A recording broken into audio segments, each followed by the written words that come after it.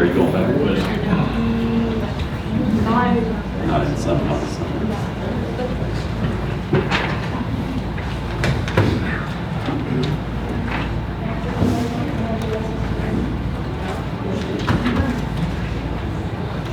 Who sits in this chair between Todd and me being in this chair?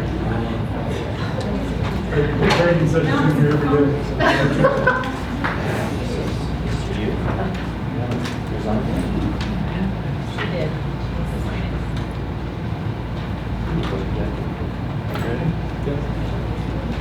I now call this meeting to order. First thing we want to do is pledge allegiance.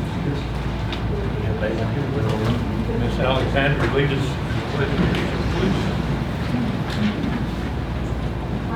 Allegiance to the flag of the United States of America and to the republic for which it stands, one nation, under God, indivisible, with liberty and justice for all.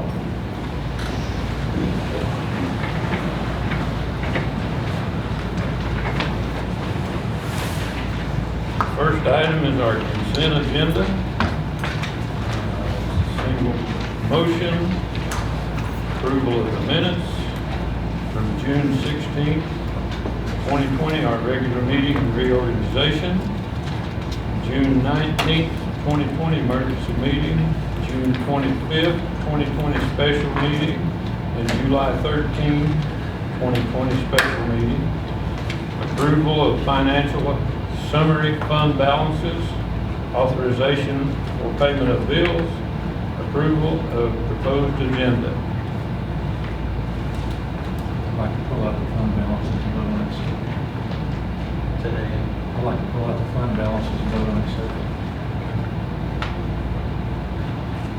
We're going to pull the fund balances.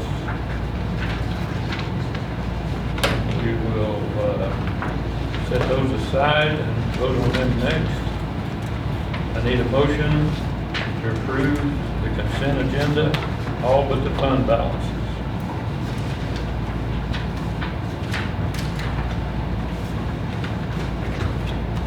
I'll make a motion. Dina makes the motion. Do I have a second? Randy seconds. Any discussion? All those in favor?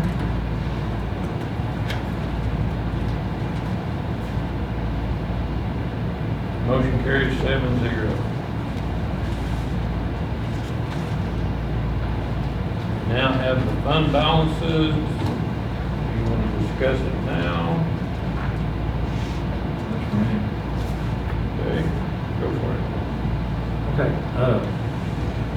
I was under the understanding, want to be sure I got these numbers right. Shows that we have $535,000 in black for the year.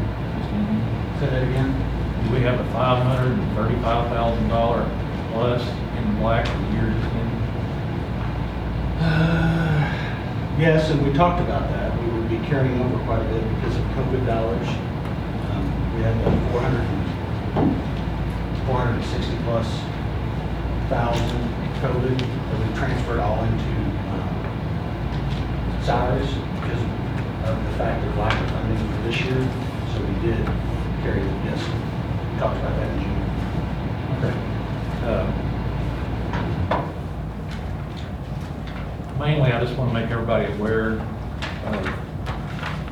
where we're at. We just voted to give bus drivers a raise and teachers a raise. And at that time, I think we were told we had like $120,000 in black is what we could expect. Turns out we've got $535,000 in black. Quite a bit of criticism. Everybody should be allowed to speak their opinion, and I totally respect that. But we didn't break the bank when we gave those raises. We gave the teachers 1.33% of our entire school budget, and we gave the bus drivers 0.5%. Now, if you take away the $34,000 or I guess it's $32,000 we're going to get back for reselling that bus route, we only gave the bus drivers 0.27% of our entire budget. So that only amounts to $37,500 total. And I think with all the animosity and everything that's going on, people need to understand that. As of right now, the state considers 20% operating funds, 20% of your budget healthy, is that not correct? Correct. 20 to 25, yeah. Okay, so we're at 26.3%. Did you take out Fund 4? Pardon me? Did you take out Fund 4? Because that's not considered part of it. You may. No, I did not. Yeah, you have to take out. I mean, yes, I did. Okay. I used the we have $3.6 million in reserve in the operating fund. If you actually took in all the funds, we have 35% in reserve. You took out, it's 4.8 million. So even if I heard Dr. Dial say in the budget meeting, he had budgeted $1 million deficit. He was assuming our revenues would be 12.7 million, and our expenses would be 13.7 million.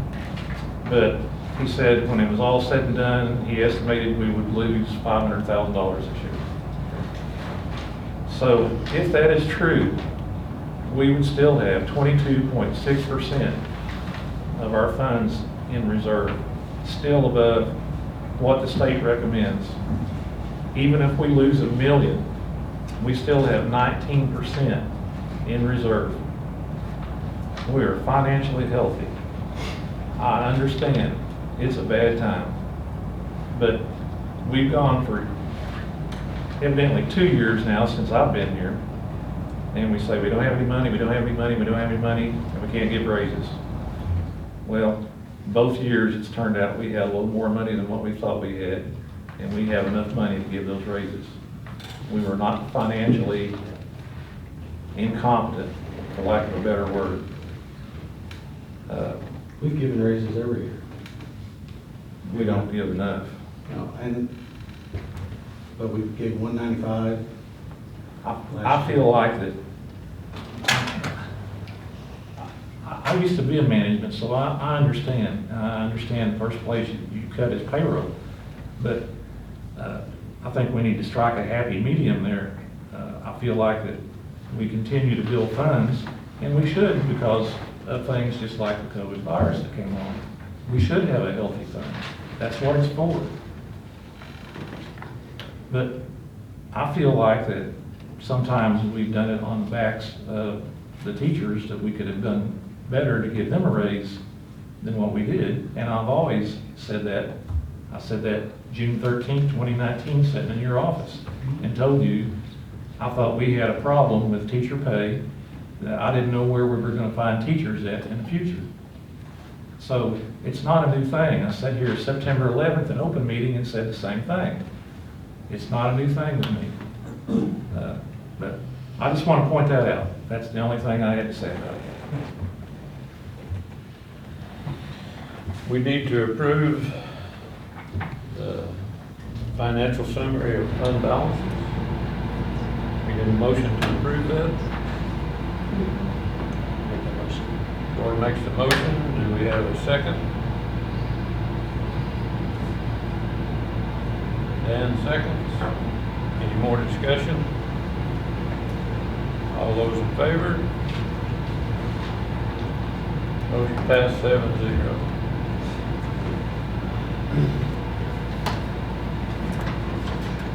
We'd like to recognize all of our visitors. We thank you for coming, and we do like a big crowd.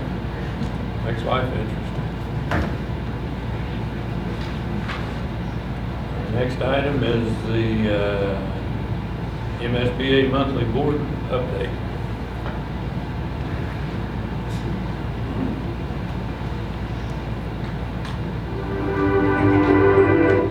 Try to do what you can see.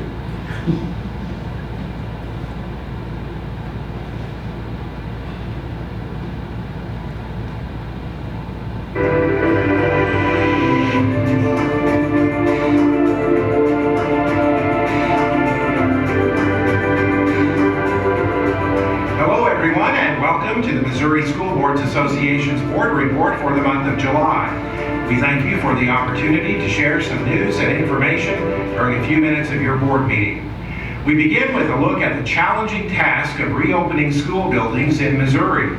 School districts throughout the state are developing and implementing plans to reopen schools after they were closed for much of the spring as a result of the coronavirus pandemic. Those plans vary considerably throughout the state depending on local circumstances. The executive director of the Missouri chapter of the American Academy of Pediatrics, Kelsey Thompson, says in addition to health and safety concerns, it's important for schools to prepare for the emotional issues students may be facing as they return to school. Be prepared to be able to recognize some of those signs of depression, especially in teens and older children. But just also recognizing that the transition back to school could be difficult for some children, experiencing anxiety from what has happened and what they've been hearing in the news. So having some things in place to provide accommodations for children that may need a little bit more of a gentle reintroduction, and also offering that space for children to be able to talk about their feelings and emotions. Thompson made her comments during a panel discussion at MSBA's Igniting Great Ideas Summit that was held virtually on June 19th. MSBA continues to update its pandemic recovery considerations document that includes information on a wide range of issues related to the reopening of schools. That document is posted on the MSBA website. Another session at the summit focused on the homework gap, an issue that's been apparent for quite some time, but that has become more urgent as schools have turned to virtual instruction while school buildings have been closed. More than 20% of Missouri's public school students do not have adequate internet access at home, according to the Department of Elementary and Secondary Education. A member of the Federal Communications Commission, Jessica Rosenworcel, participated in a discussion of the homework gap during the Igniting Great Ideas Summit, and she believes the federal government's E-rate program should be updated to ensure every student has adequate internet access at home. And I hope that this crisis, something comes out of it, which is we decide it's a national objective to close the homework gap, that every child should be connected at home. You know, it was used to be leave no child behind, now I'm leave no child offline. Every kid should be connected at home. And I'm actually a little bit hopeful that we're gonna walk out of this crisis and recognize that that is a national necessity. Another participant in that discussion was Dr. Nicole Turner-Lee, a researcher with the Brookings Institution and an expert on the digital divide. She says schools should consider what she calls a remote access plan for students.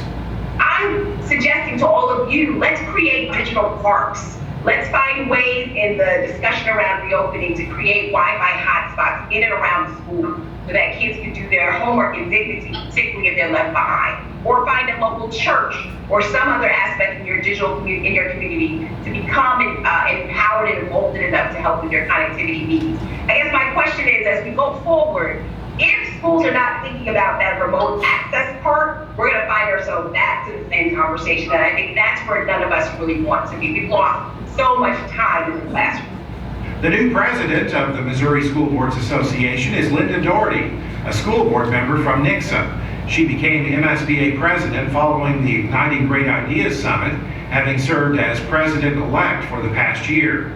During her remarks at the virtual delegate assembly held in conjunction with the summit, she said strong school board leadership continues to be essential to the success of Missouri's public schools.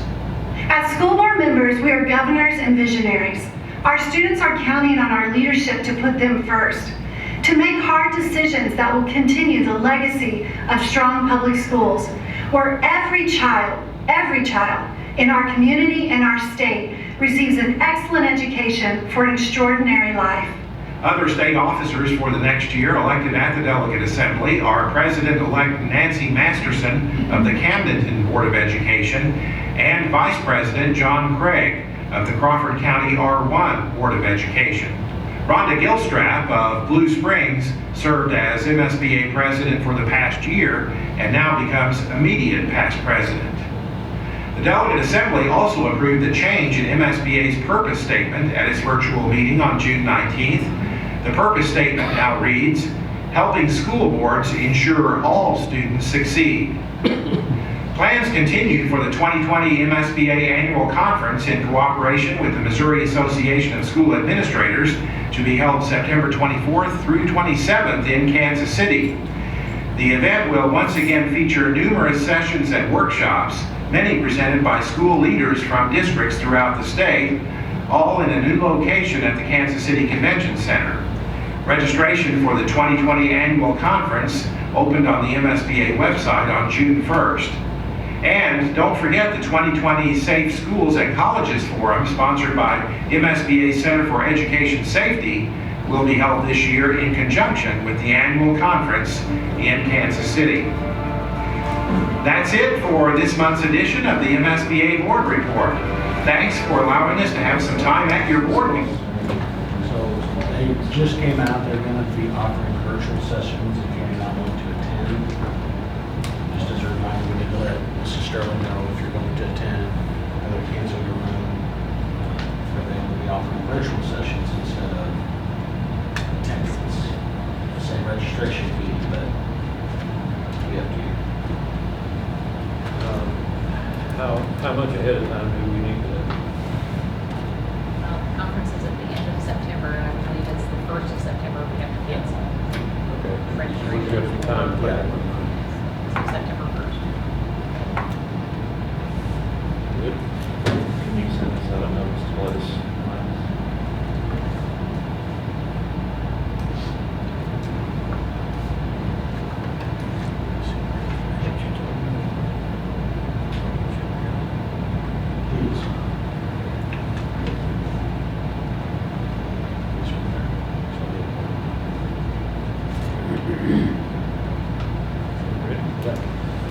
Next item is public comments. I believe Mr. Cipriano would like to address the board. Yes, I would. I want to stand over here. I want to take my mask off. I don't want to be so political. And although I have something to say, I also came to listen. And being an old guy in the second row, I can barely hear what you guys are saying. If you speak up a little bit, I certainly appreciate it. I'm sure everyone else would be. But my name is Wayne Cipriano, and I'm a newcomer to Douglas County. I've only been here about 30 years. Rosie says I talk too fast, so I'm going to try to speak a little slower, and I hope I don't bore you. Our children attended Ava Schools back when to speak with the school board. You needed the superintendent's permission. You had to supply a précis of the remarks you were going to deliver. You needed a note from your maternal grandmother, and the stars had to be properly assigned in the sky. With public comment section that you have on your agenda now, you don't have to go through all that, and I'm grateful for that, and I'm sure a lot of other folks as well. I want to congratulate the newly elected school board members and the board in general. In my remarks, I say for finally resolving the school board transportation issue, but I see by the agenda and some of the people here, maybe that's a little premature. Isn't it interesting how the threat of COVID-19 has put so many other school-related issues and sort of fading into, well, less importance. I think that opening the schools on schedule may be a huge mistake for all the reasons that you and the school board have been thinking about for weeks. I'd like to talk about that for a few moments. First of all, you must put aside all the nonsense that's coming from the federal Secretary of Education.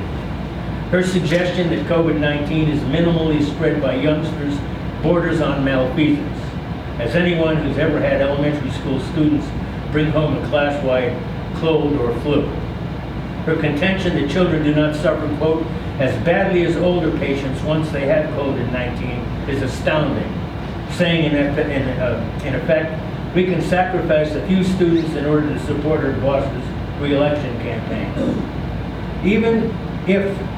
She even offers monetary inducements under the guise of helping with COVID-19 expenses, which are simply bribes in exchange for our children's health. As I understand it, the Secretary of Education, Mr. Moss, has been tasked with bringing tax-supported public school education to an end, and her comments certainly support that understanding. I'm going to refrain from speaking any more about that, as well as our neglect of our real purpose of public education.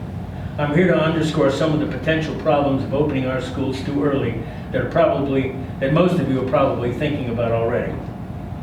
Reopening will probably require some sort of faculty and student screening on a daily basis, probably temperature checks. But this assumes that temperature spikes can occur before COVID-19 can be spread, which is far from proven.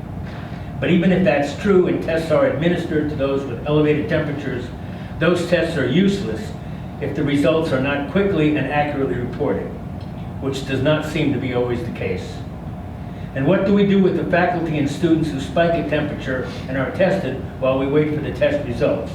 Do we send the students home? Who drives them there? Who supervises them once they get there? Do we quarantine all suspected cases, faculty and students, for 14 days or until the results come back? Quarantine their families, their classmates, everyone who had lunch with them yesterday, everyone who served them lunch, everyone on the playground, everyone who rode their bus driver. On the strength of a temperature spike, do we disinfect the classroom, the lunchroom, the school bus? And if we do not do all that, are we failing to protect all of those who are not sick right now? Bear in mind, temperatures spike for many reasons besides COVID-19, and students are often sent to school even if they're a little punky, perhaps with slightly elevated temperatures. We're all aware of the burden placed on parents when schools are not open to provide the many benefits that we've come to expect from schools. But where do we draw the line between the health and safety of our students and the much less important demands to open our schools for convenience? There was a time when health and safety of our students wasn't even a consideration. It was a given. Now we seem to be considering exactly how much health and safety we're willing to risk in exchange for student supervision, free daycare, monetary inducements, and most shameless of all, political aspirations. We are extremely lucky in that COVID-19 has not attacked us here in Douglas County yet, as it has in so many other places. I don't have a plan, but I'm sure these competing considerations are not equal. Health and safety are not of equal importance to supervision, funding, and politics. You on the school board must come up with a plan prioritizing these competing considerations with health and safety placed well above everything else, including educational excellence, which is hard for me to even say. We cannot adopt a wait-and-see posture while COVID-19 gets a foothold in our schools. Deciding if and when to safely open our schools is not an easy task, but that's why the members of the board get the big money. I truly wish you well and the best of luck. We're all depending on you to make this monumentally important decision correctly. Thank you very much for your attention. Thank you for your comments. Anybody else? Next item is our principal and director's reports. Elementary principal, Dr. Clint Hall. All right, so we are in week 7 of summer school. We are holding strong so far this week, about 85 students enrolled in the elementary. We have enough for 1 class per grade. We're ready to wrap up the last 2 weeks. Thank you. Our middle school principal, Ms. Patty Nelson.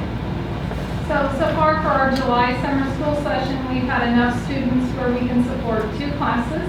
We've had Ms. Crystal Ray teach a science class and Mrs. Chelsea Maggard offer family and consumer science.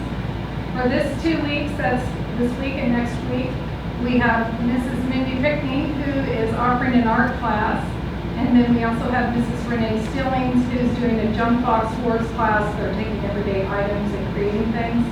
If you have time, I encourage you to stop by the middle school gym lobby. Mrs. Pickney's class is currently hanging a mural down there by the bathrooms, and they're doing a really amazing job. Thank you. High school principal, Dr. Teresa Nash.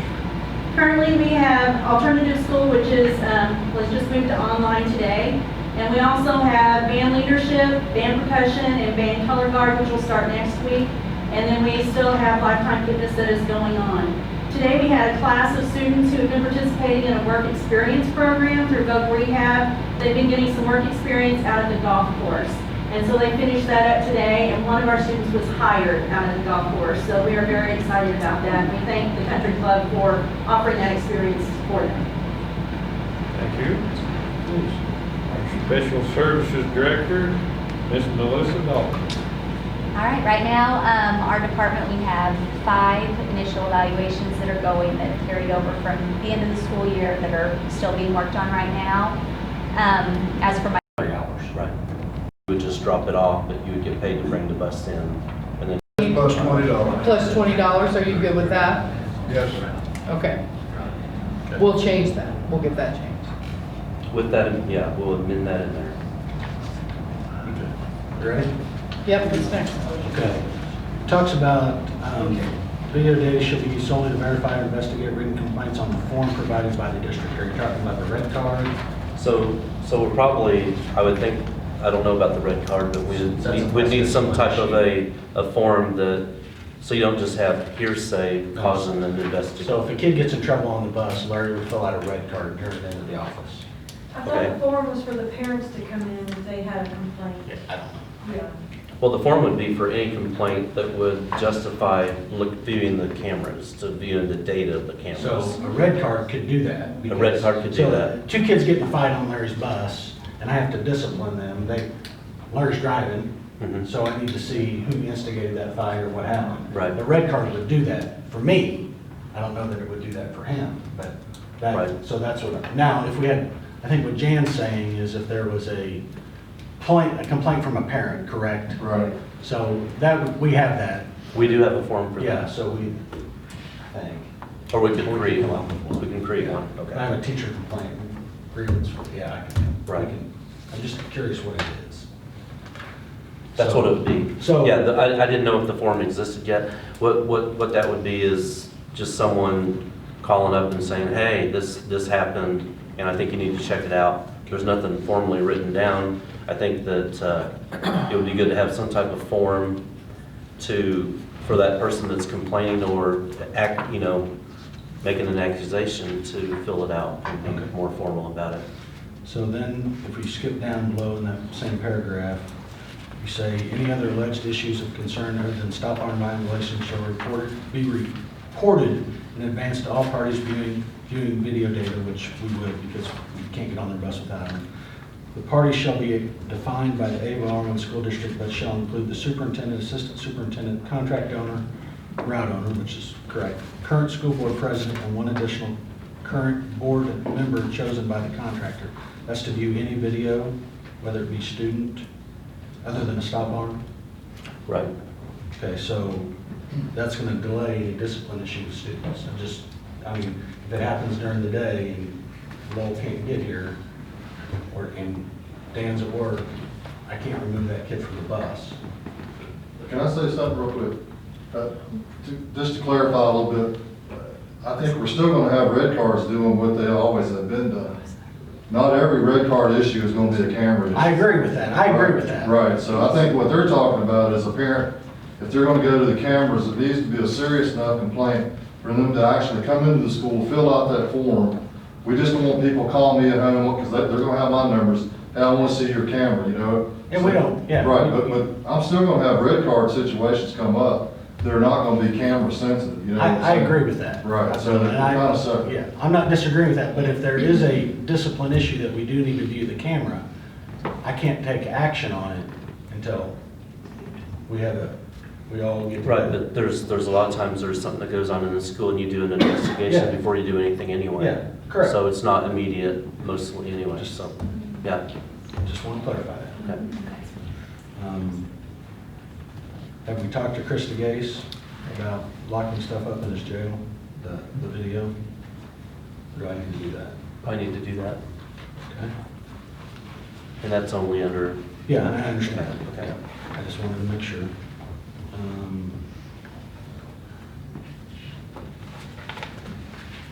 That's all the questions I have.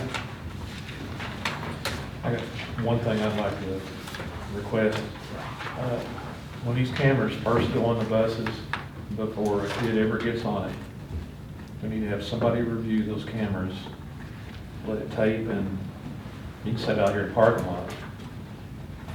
and see what it shows on the camera. Happy to show anybody that wants to see it. Yeah, so, like, if the camera doesn't show the stop arm out and the car coming by at the same time, we got nothing. Yep. I know we've had an instance, and show the side of the bus and the car go by. That one needs to be flipped around. Correct. So, anyway, we need to make sure that Yep. we get them on there right. And the drivers can actually see that when they come to pick up their bus. The installer can show them what those views look like. So that if anything needs to be adjusted. Yeah. That's easy to do.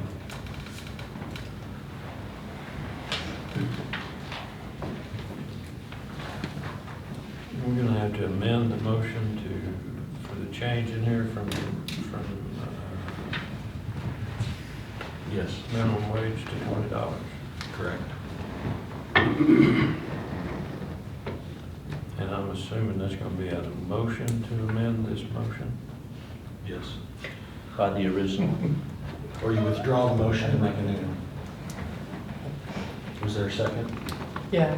Yeah, it wasn't So if you withdraw her second, he withdraws his motion, you can make a new one. You want to withdraw your second? I'll withdraw my second. Okay. You gotta make a new one. Motion withdrawn. I didn't write that down, guys. But instead of minimum wage, they're gonna $20. Set fee. Set fee. To So, bring the buses in. we're gonna make the same motion, and we're just gonna set the, so you've already got that down there. Motion for the president and, nope, wrong one. Motion for the district to implement the agreement for the right to contract for servicing of bus routes, and also the contract for servicing of bus routes, and to contact Attorney Karen Bates Crouch to issue and sign contracts for each bus route in her office, and to amend those contracts to include $20 for the camera installation, For them to bring the buses for in. them to bring the buses in for camera installation, and mileage. And mileage. And mileage.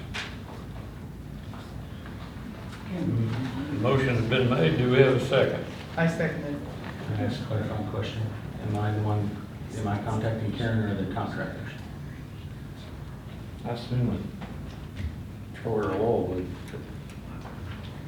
I mean, I've called her before when we had a new, I'm just asking. I just need to know direction. You're talking about getting the drivers there?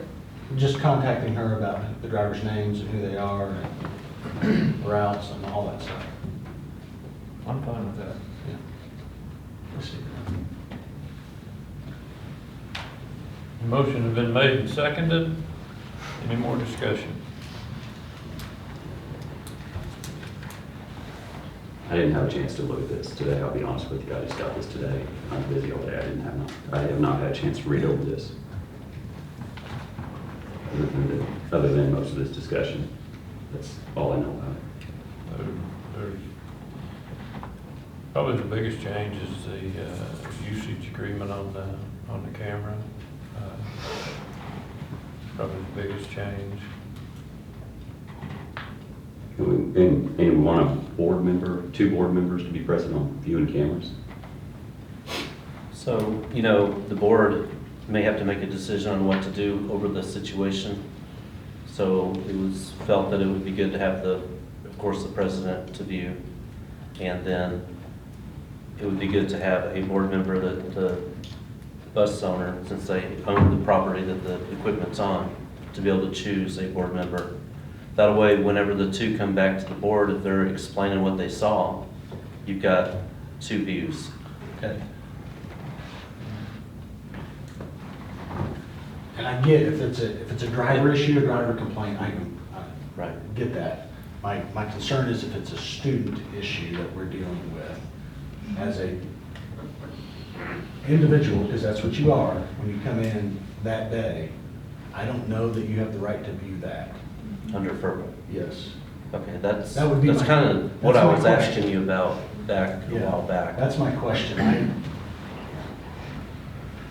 So That would worry me. So how would that work with the contractor?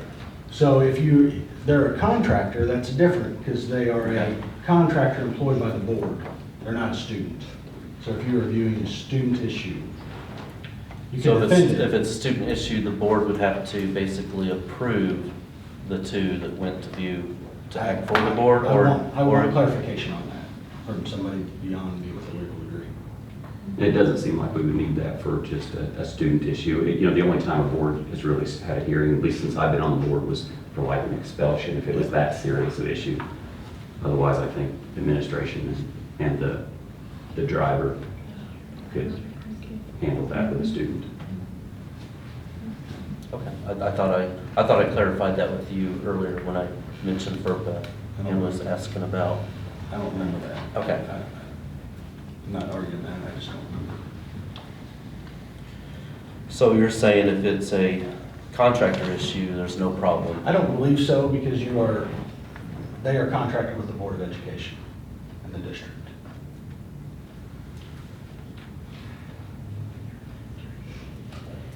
But again, I can call MSBA about that, see what they say. They deal with FERPA all the time. Do we need to postpone this until we get some clarification on Don't I agree we- with it? We're And running out of time. Yeah, don't they need to be signed before school starts? Yeah, they're gonna be signed before school starts. Well, the contract they're under right now, yeah, they need to be signed by Yep. July 30th, and then we need to approve the routes on the other one at the end of this month also, but with this one here, it meets the DESI, Right. I which know is, it gives needs us an that. extra month on that, but we're still behind on the other one, so. we're more than likely gonna have another meeting after the 27th on this bus one. Anyway, because, Yeah, but you're still not giving them much time to sign by the 31st.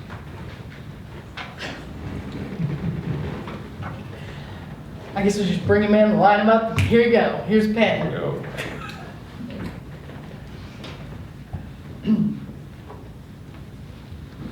Somebody talk to me. If we're gonna postpone this. So the only issue is, so I make sure I understand it, is if the problem that's being looked at on the cameras is a student issue. Okay, so what is the clarification between any of them being a student issue and being a contractor issue? I'm sorry, I So mean, you could have a complaint that, this would never happen, but a contractor was drinking, driving down the road. okay, So you're looking at you're looking at that contractor to see if you can see what they're drinking. so basically, Or they ran off the road. okay, but based on what you're saying, every time, if we had to view the cameras, it's gonna be a student issue. Depends on the camera you choose. Well, it's gonna be a complaint. Right, and then it will be a student issue. Right? If we had to look at the cameras, No, it would be a complaint against the driver specifically. That's what, now, if there was a student involved, It would be a contractor issue. but if it's a student, okay, you're back to, is there bullying? Is there fighting? Is there whatever? That's gonna involve a student correct. every time, right? Usually. What I'm saying is, I don't see that we're gonna really have a contractor issue that we need to look at the cameras. You're gonna have student issues you have to look at the camera. And I would agree with that. 98% of the time, that would be the case. Right. So, I'd you're saying, okay, so you're saying this part right here about who can view this, right? Yes. Everybody would be eligible to view it except us. Except, yes, I have a right, they have a right. The because- contractors, because Yes. it's their bus. Correct, Mr. Dalton. correct. Principal, Right, principal. Only the board members would be the issue. unless you were in a board meeting. If you were in a board meeting, you could view it. My concern is if you are an individual, and again, I would want to clarify that. So to view it, you'd have to have 4 of us there. You'd have to call me. You'd have to call me. You'd have to call, you'd have to have notice. Right. That's what I'm- So I think that part needs to come out. Let me run another scenario here. Okay. So let's say that there was an accusation by a parent that a bus driver spanked a child. Okay. Are you saying that the contractor does not have the authority to view, or he can? No, the They can contractor view. absolutely Okay. does. It's us. Yeah, Okay. it's you as Well- individual people. So that's what he's saying. Mhm. If that part is pulled out, that Lowell and one of us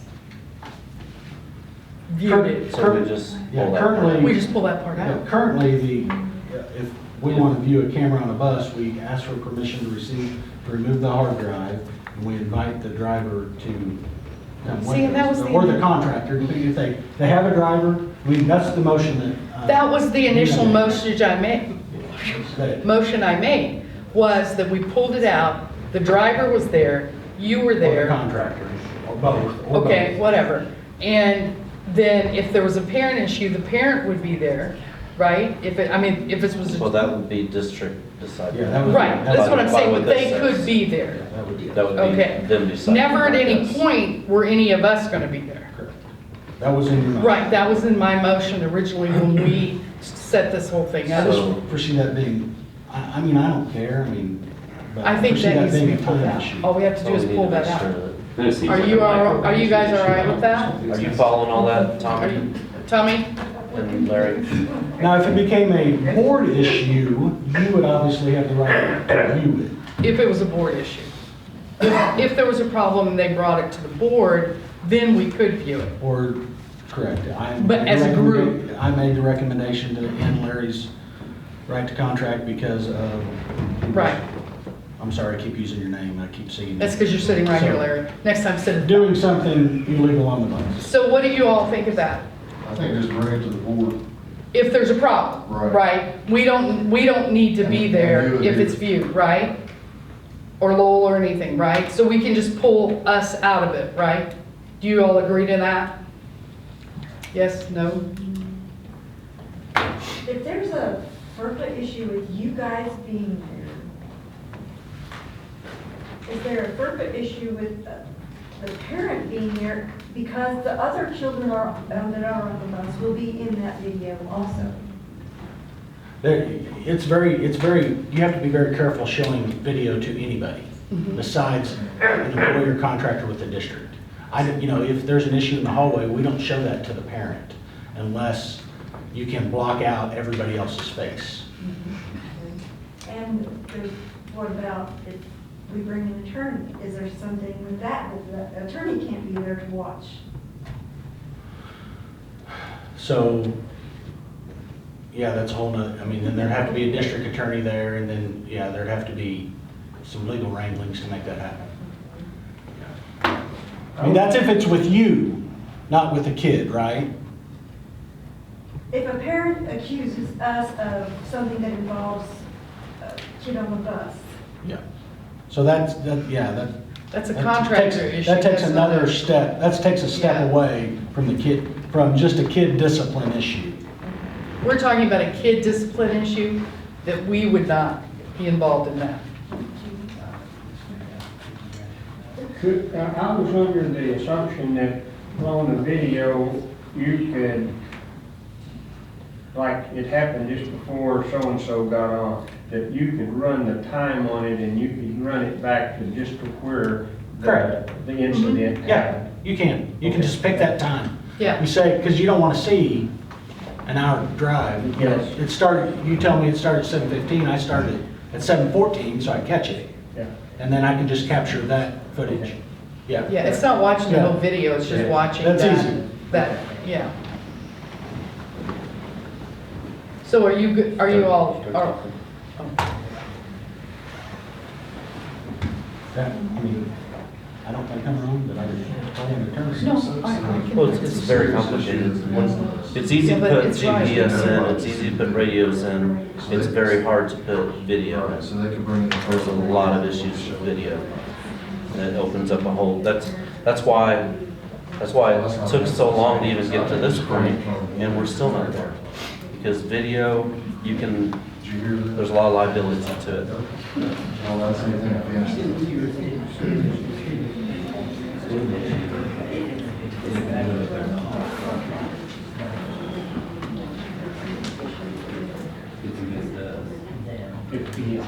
Just bring it in here now. Until you turn the air off. It's over here. Over here. I'm sorry, just leave it on. No, it's okay. Okay. What our opinion is, if it's a student issue, then administration and drivers would view. If it's a contractor issue, it should be something that would be before the board totally. And that, I agree. I mean, don't you all agree to that? That's the way it would be anyways. So all board would know about it. All board would know about it if it's a contract, because you work for us. So then it would come before us. Pardon me? You can just view it here. Right. Yeah. So we can pull that out then. We don't need to view the ones with the students. It would seem to me that this could have been prevented if a contract had been received much earlier than today. I understand sometimes time's an issue. This wasted a lot of board meetings talking about that. Can that not be discussed some other time? Well, the Working reason, out, I know you had limited time to get it out. the reason that we are starting to do more in open is because the community has always said that we don't talk enough about the stuff in open. And yes, all this legal stuff, a lot of what we've done the last couple of meetings could have been done in closed, but then all you see is us come out and we make a vote and we leave, and everyone says, well, what's really going on behind the scenes? Well, this is what goes on behind the scenes. So, I mean. But even the board hasn't seen the contract, I'm assuming, before this evening. Right. So it would be hard for them to even have a chance, if they just get it today, to read it, to have questions or comments. We got it about 10:30 this morning. Well, some of these people About have 10 jobs. Do what? Some of them have jobs. Yeah, we had some deadlines on this. But I mean, that is what we do behind closed doors, people. There's a lot of people in the community that have went to me and said, hey, why don't you do more out in the open? Why don't you let us see what you do? Well, this is what we do. Well, I understand that, but I'm saying people that didn't have a chance to read it, the board members, could have at least had the opportunity to read it, ask questions, to have questions ready, get the wording right, have some of the stuff in their mind, rather than catching them off guard here. It just seems silly to me.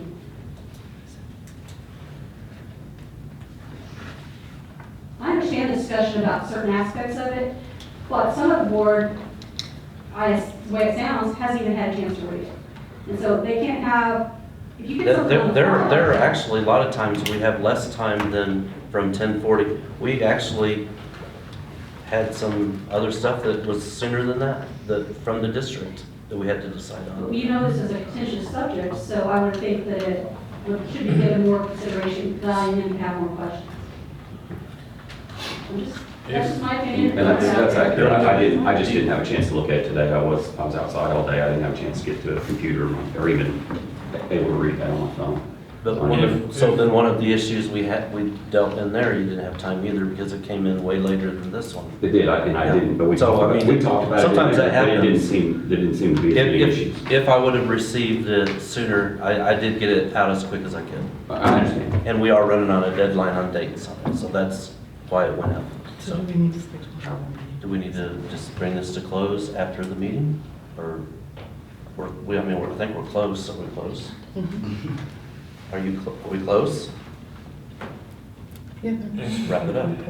If we do this, we're gonna have to amend the motion again or start all over.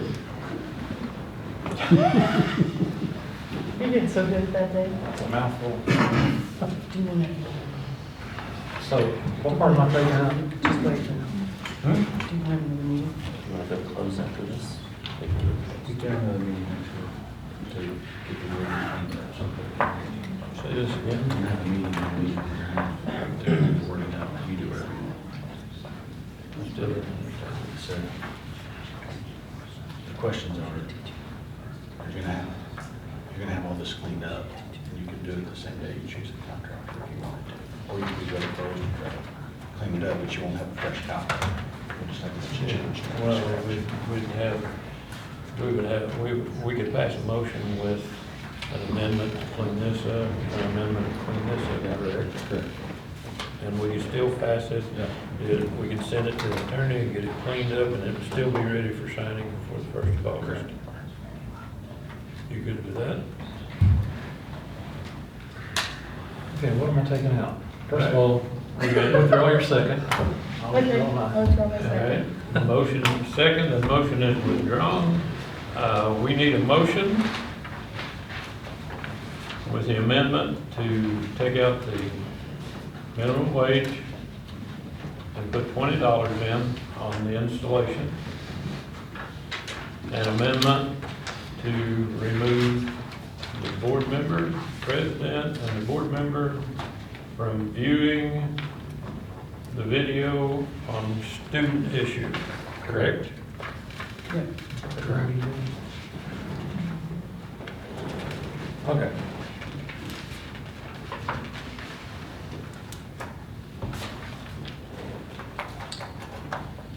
Okay, I make a motion for, no.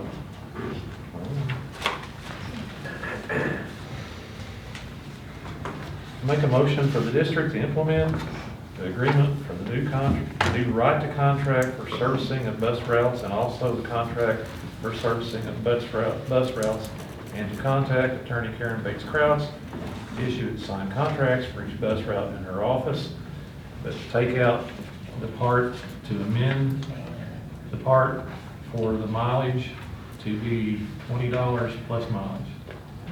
For Not an hourly. Take out the minimum wage Your installation. To set, put in a $20. For installation. And what was the other one? Take out. Amend, Oh, take out the part about where the board has to be present With students. with students. I second. we have a motion made and a second. Any more discussion? Can I have her read that back to us? That you make a motion that the district to implement the agreement for the new right to contract for servicing of bus routes and also the contract of servicing of bus route, right? Correct. Okay, bus routes.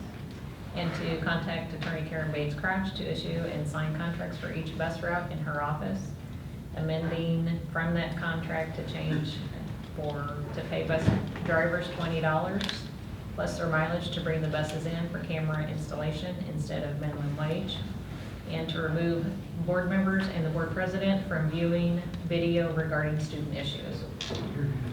I would think that installation and repairs is what I would think. Because, Installation and repairs. And repairs to what, the camera? yeah, I mean, if the camera breaks and I gotta bring it in, we just got installation only in there.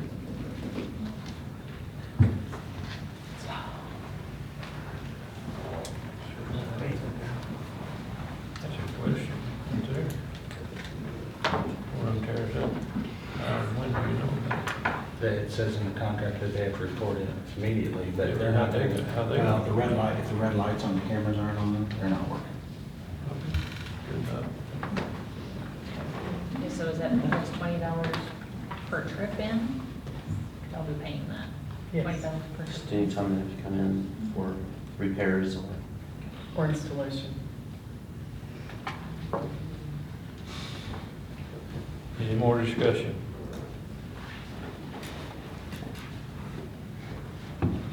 Time to vote. All those in favor? 4 votes for. All those opposed? 3 votes opposed. Motion passed. Okay, Mr. Goldman, you and I.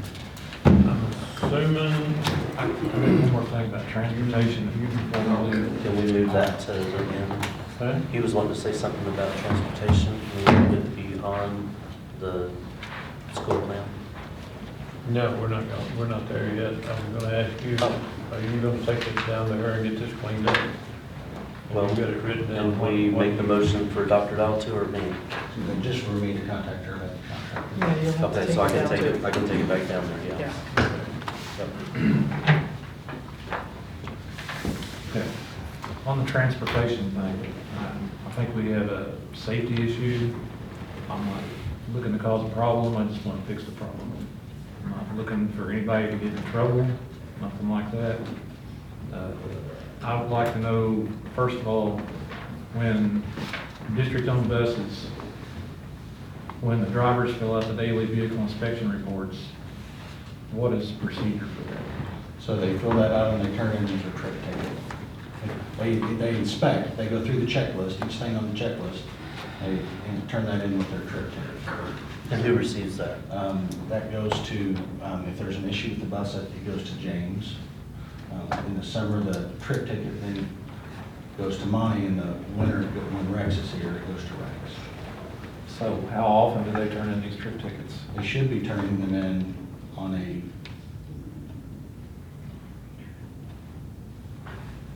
I'm not sure that I can answer that. I'd have to ask Coach Sawyer. Okay, Is there an issue with the bus? I'll get to it. Where I work, we have to do basically a procedure to ensure our vehicles are safe. And I can't imagine the school having less rules than what we have. The school should probably have more stringent rules, but the rules I think that we have would cover the school. And I think it's the law. Daily vehicle inspection reports should be turned in every day. And I have to keep those on file for 90 days at a time.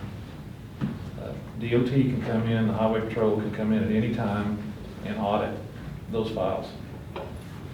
So if someone has an issue on a bus, we, in my opinion, need to get somebody that's responsible and accountable to see that whatever's on that trip ticket that's wrong, if it needs to be fixed. Yeah, totally.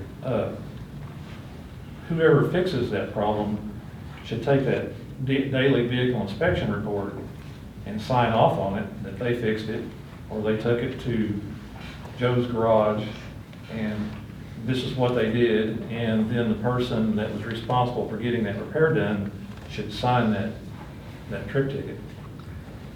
Okay, we've had a bus, a district bus, where the gauges have been out, there's no lights on the dash, there's no odometer, there's no speedometer, and I think we get paid by mileage on the odometer on the district buses, right? No.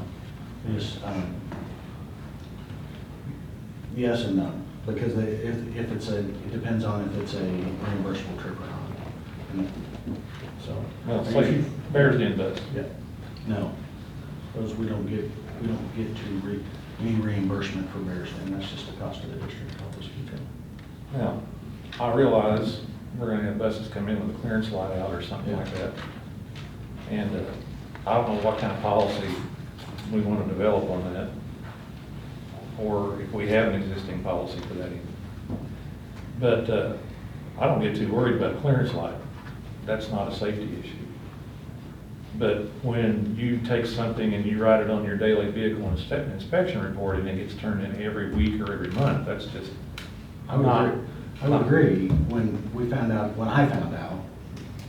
when Monty found out, he said, hey, the gauges are out. I said, fix it. Yeah. See, but that's been going on for months. Okay.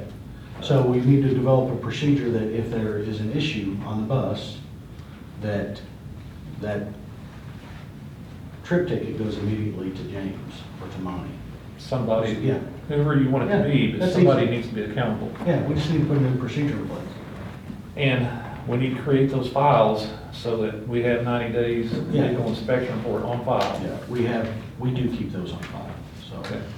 And then, I don't know if you have a duplicate now or not, but we need a carbon deal where when the driver fills one out, one goes to whoever you want to designate to turn it in, wherever you want to turn it in at. Then also, what we do is we keep a copy of all of our invoices if we have to go out and buy parts, which is kind of a pain. But if you send a bus out that has a safety issue, was not fixed, and you get an audit, and somebody gets hurt, you're gonna get sued. You need to be able to prove that you fixed it. Yeah. Yep. We have all those invoices. You know, just like, the other day, I was told that Mr. Lakey got on a bus to go on a trip, and the first thing he found out was it's out of fuel. Okay. So, who does the pre-trip inspection? I mean, wouldn't that show up when you turn on all your gauges and stuff? And I'm not hammering on Mr. Lakey, I don't have no beef there. The driver does the pre-trip inspection. Okay, so somehow. He doesn't fuel the bus. He would not be responsible for fueling the bus. Well, I'm just saying, what would that process be? If Lakey needed the bus for a trip, what would the action that he takes to make sure that he's got a bus ready to go at 8 a.m. in the morning? So it's assigned by, depending on if it's summer or winter. Summer, Monty assigns it. Winter, Rex assigns it. Monty assigns the bus. James has that schedule. So he's responsible to ensure that those buses are ready to roll. And they got fuel in them and all that. Correct. Now, here's the thing. Here's another thing our company did. A lot of people, some companies get a little irate if their drivers start reporting safety issues on their trucks. And our company, fortunately, instigated a plan where they totally back the driver, totally. The truck's not even supposed to leave the lot with a clearance light out, which is, again, I'm not worried about a clearance light unless it's been out for 3 or 4 days and somebody should have addressed it during that period of 3 or 4 days. But the driver shouldn't have to feel like his job is in jeopardy because they report safety issues. I would agree with that. And we need to be sure that we create an atmosphere to where somebody's not mad just because the driver reported a safety issue. We need to report it and we need to fix it. Yeah, exactly. So. Yeah, the gauge cluster was $1,300. There's no question. That's got to be replaced. I know, it's a nightmare. Yeah, it's got to be done. I did one on a truck one time, $600, but it's crazy. Do we have a policy for that, or do we need to put one in place? We just need to put a procedure in place. If we don't have that procedure in place, we need to put it in place, and if we do, we need to enforce it. I'll have to look into that. That's easy. Look into it and report back to us. See, that was my whole point, because I don't think anybody, in particular person's responsible for it. We have failed on our level to give them direction. I can be sure that we have one. If we don't, we can put one in. It's easy. Okay. That's all I got. Next item is return to school plan discussion. I'm assuming that you got this. So, I'll kind of tell you how we got here, and then Mr. Dalton's going to share some data with you. Can you bring it up? Or not? If not, don't we go? Good. We could probably just talk about what it is. Just a second, write myself a note so I don't forget. So, obviously, all summer we have been in conversations with the Department of Health and Senior Services, the Department of Elementary and Secondary Education. We've been reading the CDC guidance. Misha got involved yesterday a little bit. There was the Missouri State High School Activities Association. So we've been, and this seems to change on a daily basis, the information we receive. So we have been communicating with, we sent a survey out to our parents. We sent a survey out to our teachers, and we've come up with what is a draft plan and has levels, different levels. Again, we don't want to take draft off of it because it's going to change, we believe, as we move forward with further guidance or further cases or whatever that is. So we have heard from, so we met on Tuesday with 80 of our staff members. We invited all of our staff to come. 80 of them either came in person or participated over Zoom. Got good questions, good feedback, and really decided our teachers are going to have to make some decisions over the next couple of weeks as well. So we have heard from 900, 800. Not quite 900 of our students. Their families. So 60% are ready to come back today. Correct me when I'm wrong with these percentages. 30% want to know more information about a plan. 10% possibly may not come back at all. Not saying that they're not going to attend classes within our system. They are worried about coming back to NC. The way that was worded, yeah, was seated classes. So teachers, you're going to have to give me that percent. Teachers were ready to come back. 88, 89%. And then the rest had some reservations and wanted more information. Is that a correct statement? That's correct. Okay. So we've developed a plan, a phased plan. So we'll bring it up. Go ahead, Mel. Okay, so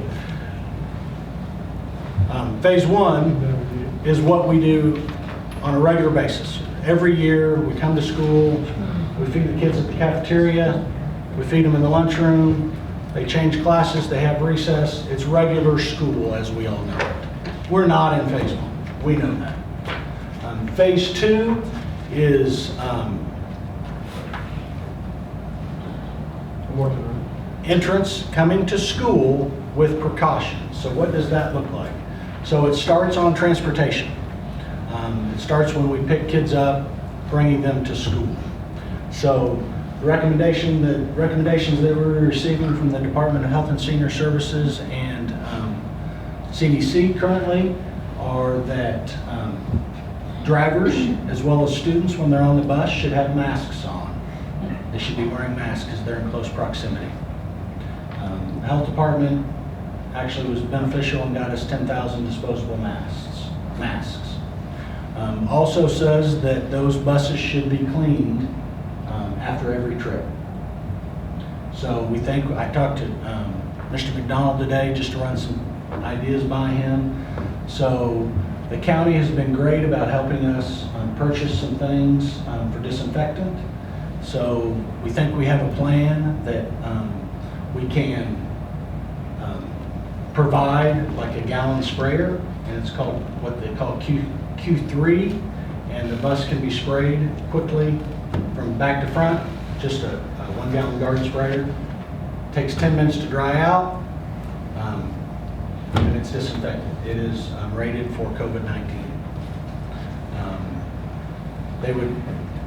They could either do that at the end of their morning route and their night route, or we could do with a mister or that sprayer as they come in on the morning route. I could have a custodian out there. We are running short on, because we're having to shift some duties. One way or the other, we can figure that out. So once they get to school, so let's talk about employees and kids getting to school in phase two, what that looks like. Every adult will have their temperature checked and will be required to wear a mask when they're in close proximity to children.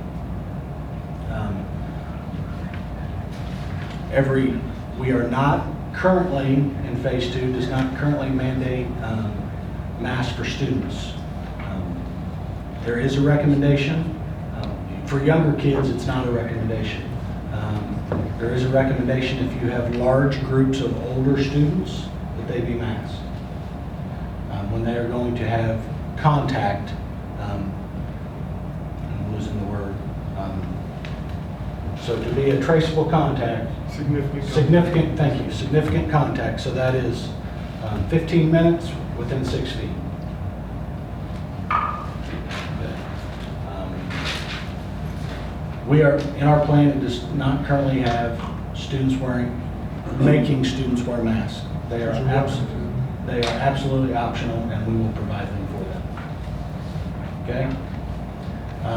Cleaning of restrooms will happen. We have 67 restrooms in the district.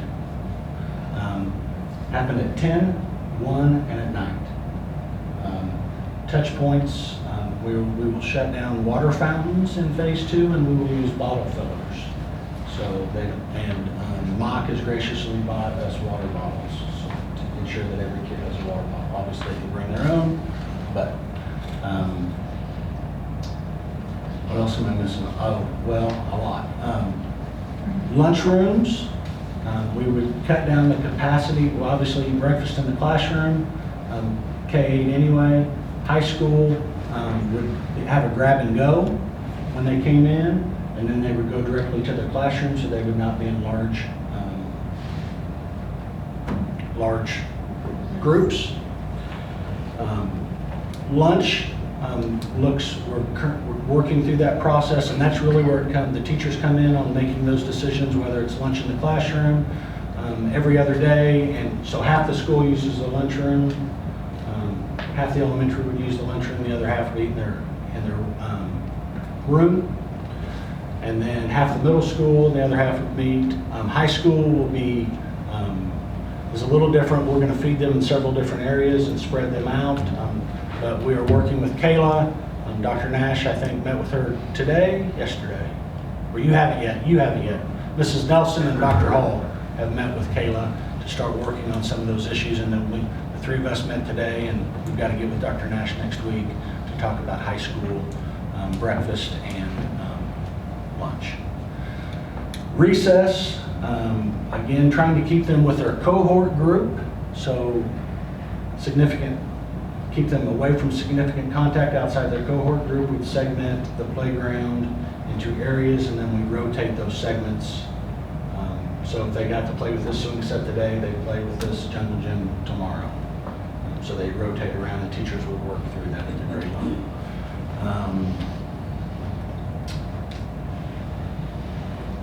What else am I missed? I'm trying to give you the highlights.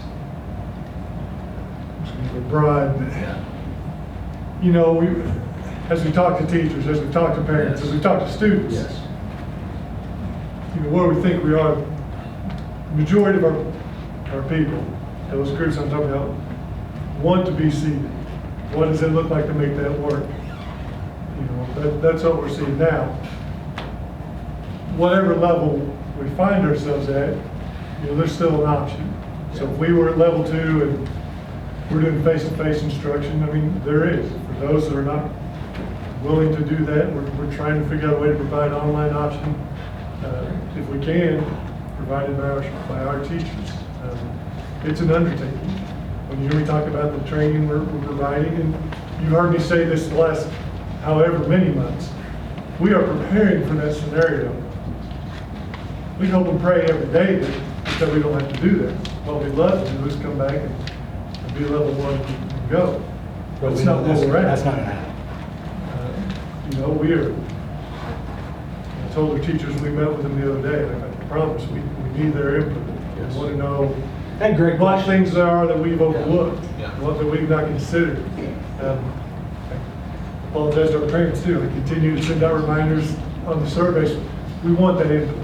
We need to know where they're at, what they want to see, how we can try to best serve the students. Phase 2 significantly limits visitors to the building as well.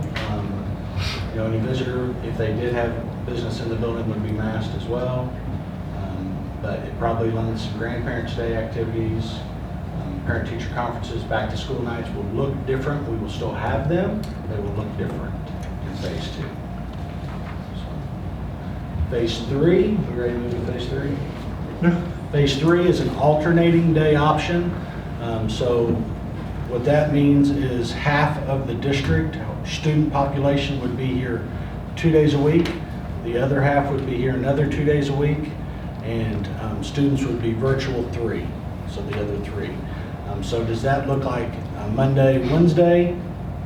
I come on Monday, Wednesday, or do I come on Monday, Tuesday?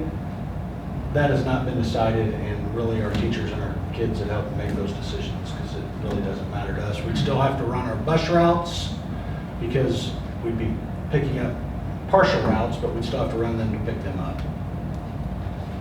Okay? Phase 4, is that where I'm at? Phase 4 is the virtual option.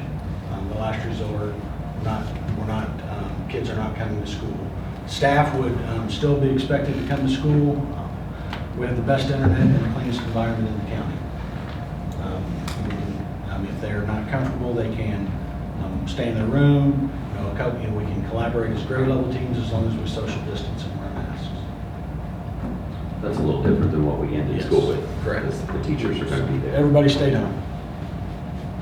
So does the board get to decide what we're doing, or is this just going to be forced on us? Well, to decide what phases, yeah, I think you're involved in those conversations, absolutely.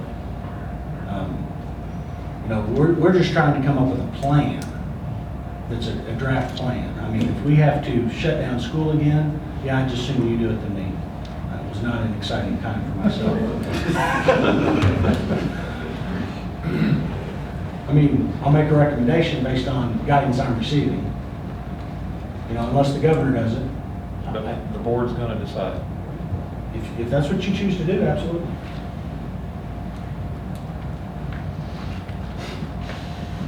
What we're doing at this point is trying to prepare for the entire range of Yes. scenarios.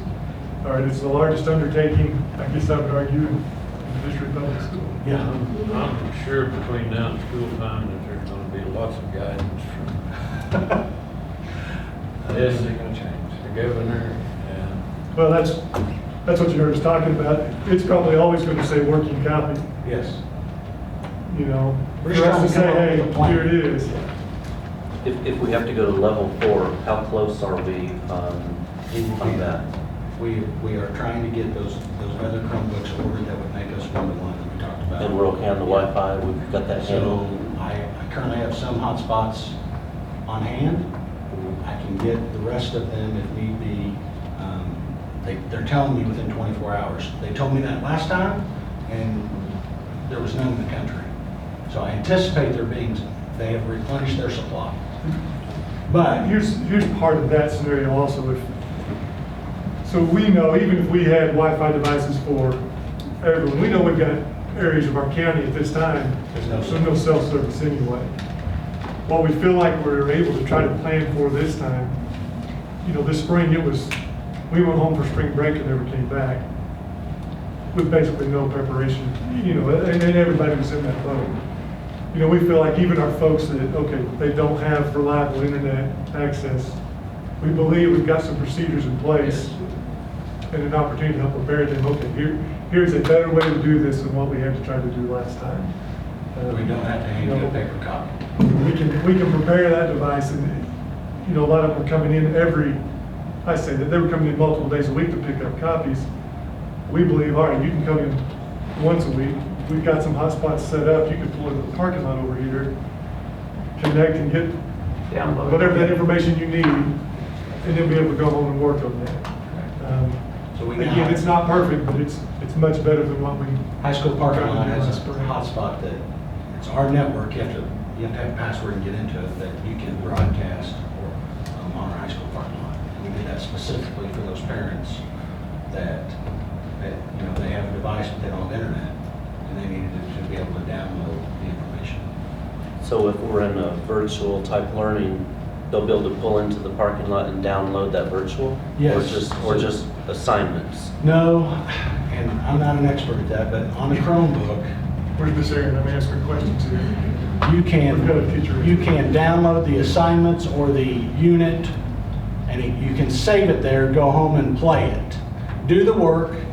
Next time you come back, it hits internet, it automatically uploads it. Does that make sense? Yeah. Our experts. I am. I'm going to point to some folks back in this room here, all of our teachers that are back there. As we talk about training teachers, one, they're trained with me, I promise. But we've got some procedures and plans in place to help our kids and parents know what to do. So if I pull into the parking lot, because we hadn't trained them for that. You know, our high school kids have had devices for the last couple of years anyway. Our other students use them, but now as far as being able to even know what to try to access information, they weren't ready for that. And we feel like we at least have a plan, even if somebody says, hey, we're not comfortable starting face-to-face, fine. Are you comfortable in a small setting? Or we can train you. Coming in one afternoon and we're gonna sit down with somebody and show you what you need to be able to do if you need to come into the parking lot today. Do you feel that everyone that doesn't have internet will be able to come in and do that, or will we somehow be able to go out We're gonna try to track them down. or can we go to their house and somehow then download off of that? If that scenario, Would that work? So, I've heard, I don't know this, that you can copy, I don't know how that works, something with a flash drive, and I don't know. We got, I mean, so we're trying to figure those well, out. and that's part of, and I keep going back to this, as I'm following up with folks, you know, I'm trying to narrow Trying down to the figure out list. who that is. So I've already followed up, you know, my folks I've heard from already that say, hey, we are not comfortable coming, so we're following up, okay. You know, do you have internet? If you do, then there's one plan. If you don't, you know, it just becomes, you're just following up with these folks with different details that we've got to work out to try to meet the needs for the kids. The issue is the ones that don't have cell phone coverage. Right. They live down the hall and they have no Right. coverage. That's the issue. Right. And if they don't ever leave. I didn't know if you'd be using something like CenturyLink or Usenet or So- some other service, because even if it did cost us a little bit more, it kind of balances out to where the cost per student's not that high versus what we would And some of them were offering those services previously. Mhm. We looked into those. The ones that were offering the free service didn't use our area. Not that CenturyLink wouldn't or use that. So if they come in once a week and park out in the school parking lot, they could download next week's work and upload what they just did, all in one day, one trip a week. In theory. In theory. Right. Yes, sir, they can. It has to do with our settings, and there will be teacher training, because you can't have access to the internet and put it in your pocket and walk away. So they will have to have a certain document set up for them, so teachers will need support on how to do that, and then our tech office will have to set up those devices for that. So, But it is possible, yes. Now, Mr. Treadway mentioned, you know, taking the internet to them. There are other districts that have, you know, taken those mobile hotspots on buses and set them in an area so kids can access in those more remote areas. But the same issue, if you can't get it in the holler, you're not going to get in the holler no matter what device you have. what if you have a USB with all the information and you just deliver it to the house and pick up the one they got? That is That's what we another were talking option. about earlier. That's like something with a flash drive. Yes, but that would have to be something specifically designed by teachers for that type of interface. Yeah. And they will need time and training on that. Well, then the next question becomes, and I don't know if anybody can even answer this, and I don't know how you would answer it. How much learning do you really think goes on, say, with elementary versus middle school versus high school, based on what they would learn in a classroom? I mean, maybe what percent do you think kids are going to learn in elementary and then middle school and high school? I think that is all about that individual learner, regardless of elementary, middle school, or high school. You know, we want to encourage and engage kids in things to make it as personal and as relevant to them as possible, but that's all up to that individual learner. And we have to continue to inspire and encourage, and that's why we want as much face-to-face as possible, but that's on that individual learner, and we will provide everything we possibly can, but that's up to that kid. Teachers, you correct me if I'm wrong here. I mean, I believe we recognize it's a very small group of our students that would even be close to as successful in that setting. We know, and I think our parents want that. If we can get them here, that's what we want to do. So, you know, when we see some of these measures, and I promise there's some of these things I think when we're talking level 2, but I don't love that. But if it allows us to have school with our kids here, I'll wear it around. Yeah, I would If do that's what level makes 3 my- to level 4 anytime. Level 3 would must be preferred. And I'd like to do level 3 the right way, and that's. And then, you know, we did a month, and I think we just at the elementary, where we had a hybrid schedule. I don't know if we had any middle school classes that, We did. did we? And that's the feedback from teachers and the kiddos that were there, obviously enjoyed that. Hey, 2 days is way better than no days, where they get to come in and interact and see everybody's, listen, all the things that we know, you know, makes kids why they love school. But Yeah, I agree completely with that, but I do feel we need to be ready for level 4. oh no, Yeah, we agree. That's all the training that we've done all summer. Don't go there until you have to go there. Yeah, that's the training we've done all summer. I think we're pretty unanimous. That's last. We don't want to do that if we have to. But the kids that do want to do that, we're trying to have a plan in place to meet their needs. Because we've got some They aren't gonna come. they feel like they're there right now. That's fine. We're trying to accommodate that. I like that, giving them the option, the ones that aren't comfortable, you're gonna have this option, being prepared to go to phase 4. I realize we're not at phase 1. My personal hope is that we're at phase 2, because that's when we go, but when do we make that? You know, if you asked me today, I'd say we're in phase 2. If that changes, that's And what do I we- would tell you and is today. any school making those decisions yet? Well, no, there are some schools. Some have said we're all virtual. There are some that have said that. Correct. There's some that said they're all virtual, there's some that say we're going. Last night, What I say is it's my hope we're going. Yeah. last night on the national news, the city of Houston, Yeah. of course, it's a lot worse down there. LA. The 2 cities down, one north and south of Los Angeles, completely were going virtual. I hate to say it, but I think that's probably where we're going by the time school gets here. It's I gonna be hope not. But I like that we're getting prepared for that, because I think that's You one. know, Mark, what I think ideally, the goal for all these phases, hey, if we are in phase 3, I want parents to know before we get there, hey, here's what your schedule would be. Now, we're trying to get that feedback and see exactly where we are. Now, my teacher's not even We've got to do able that. to know We've got to that. do Here's that. what this would look like. By families, you know, so we run a report, we know every kid that's in every family. Because it wouldn't make sense for Balin to come on one day, a sister to come on another day, and we'd want to put them all on the same schedule. Logistically, honestly, that's the hardest. Yes. But it doesn't matter if that's what's best. Yeah, we can get that figured out. We're working on that. But, so you said, so this is kind of the phases that these 3 agencies, Department of Health and Senior Services, DESE, and Mission kind of came up with? Mission, no. Oh, okay, you just had a meeting. We had a meeting about activities. And then with activities, where do those fall in those phases for that be? So if you are in Right, I said phase before 4, that. no. Yeah. Phase 3. Phase 3, you're okay. If you are offering face-to-face instruction. Yeah, if you're offering some face-to-face instruction, you're still. Basically, we're preparing for the worst and hoping for the best. Correct.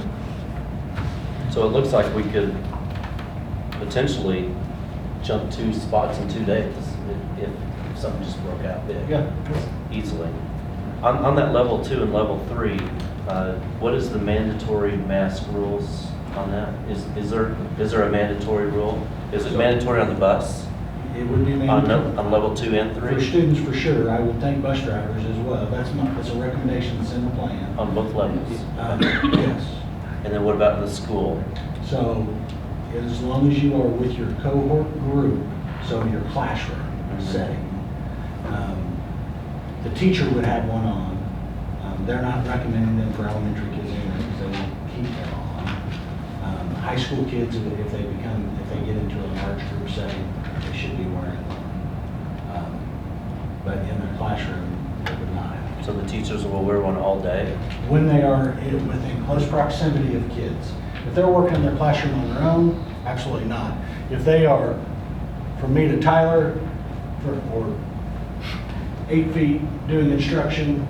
There's some language in there. Hey, if I'm at the front of the room lecturing during this period of time. You don't have to. So we've got parents that are concerned about kids wearing them extended times. Yeah.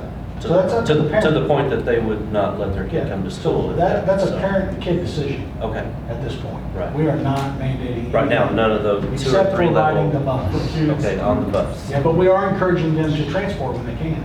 To Okay. keep them away from that. Right. Can't space on that. Yeah, can't space on the bus. And, you know, to me, it seems if we went to level 4, if we have the capability of the teacher doing virtual from their house, to me, that would be a big form of protection for them. The way I look at it, if they come to school, they take a break or get around other teachers, if we lose our teachers, we lose everything. Correct. I mean, then we're done with virtual and everything until they, you know, get over it, so. It would be easier for them to teach from their classrooms. Just mean. Even if it was virtual. There's two things. You know, as parents who are also teachers, you know, it's going to be easier for me to teach at home with my toddler's playroom and my home Wi-Fi. But depending on what I'm needing to do, coming to school and having the more powerful streaming service would be great. We would like to see that as an option for teachers to make that personal choice of, do they need the school Wi-Fi or can we be functional and successful at home? We would like to see that as an option and not a mandate to have to be here. Right, I agree with that. I think we need to really make sure we're protecting our teachers. I agree. Because if 15 of them come down with it, we're done, we're shutting down. I agree. So I think we need to look into that. So, you know, it talks about in there, say a teacher is not sick, but they're quarantined because they came in contact. So we have to put them under a 14-day quarantine. If they can still teach from home, there's a Family First Act, there's leave policies, but if they can still teach from home, we're good. We still have to have a substitute in there. They can teach kids from home virtually. There's no sick leave, there's no nothing. Well, just let me clarify then what I'm saying. I'm saying No, I know what you're saying. if they can teach from home, that should be our first option, just to keep them from catching it, you know, and spreading it. So if it's effective to teach from home, that's what I'm saying. If they are effective in their teaching. If they're effective, yes. I would think that would be the first option. If they don't have the capabilities of internet, or there's some other issue where they do need to come to school, yes. But to me, it looks like if it's effective and they can do it, they should be at home doing it. Just because we have to protect them. 4 won't work if they all get sick. I mean, it won't work at all. You can have some kids that are sick, but if you lose your teachers, you lose everything. So so what I'm saying is that should be the first option if it's available, if they can do it. That's be my 2 cents.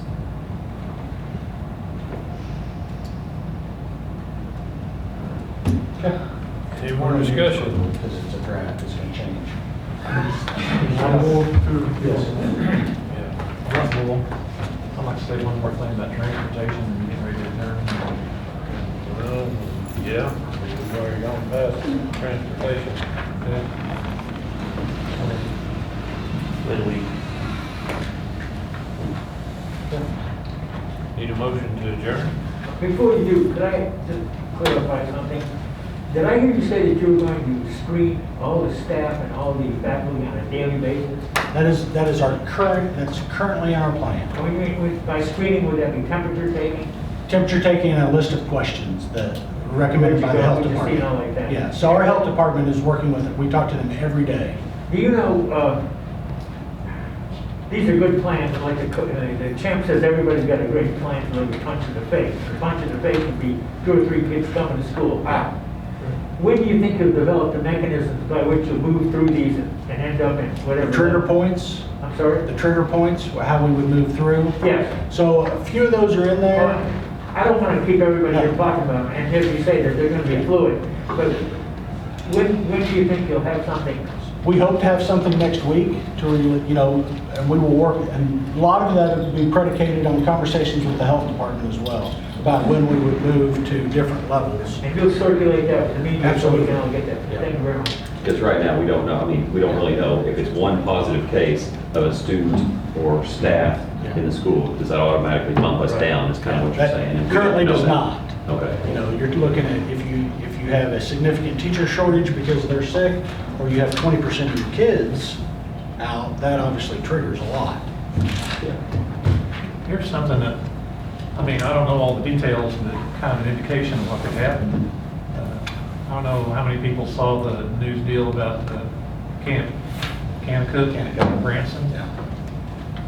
One kid got it, 82 people called. Yeah. The church camp in Hartville. I heard, I heard that a lot of the, what was there, 80-some people that they said come testing positive, is that right?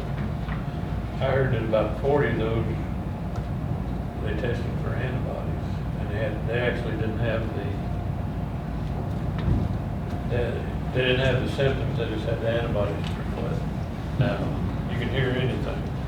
That's what I heard. And Dan, to that point, that's why we're trying to keep cohort groups together and not mixing and mingling. So we don't have 100, you know, all the fourth graders come down with it because that's segregation. Just an opinion. I think the best you're gonna do is level 3. At least you're not exposing everybody all at once to it. My 2 cents. If that 30% all said they were, that's an extreme example. We look down to 60% already ready that say they were coming, they're already scared. Yeah, that's true too. Anyway, Okay. that's an extreme example. Need a motion to adjourn? Motion? Troy makes a motion. Do I have a second? Dan makes a second. Any discussion? All those in favor? It's like 7-0, we're adjourned.